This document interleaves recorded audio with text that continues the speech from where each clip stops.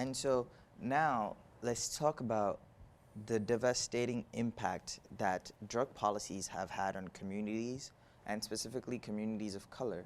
And how do we start to uh, repair some of the harm that have been done? You've talked about the equity fund, but are there other ways? For example, on our social media, some of our audience members mentioned taxing the cannabis industry and using the revenue to reinvest in communities of color that have specifically been affected by drug policies. How do we feel about some of these ideas? Are there any other innovative solutions out there that we should start thinking of? And where do you stand on reparations for the harms that have been caused?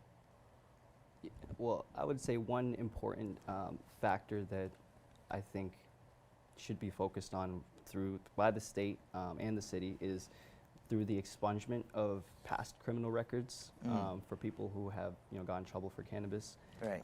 Now that it's legal, there's no reason for people to still be harmed when there are legal entities doing the same thing. Right. And so currently there's a process where you can expunge your record, but it's time-based after, I believe, 7 years for a felony, 3 years for a misdemeanor. Wow. But in other states, in California, they've passed legislation where if you have a criminal record for cannabis, they'll automatically wipe it clean, automatic expungement.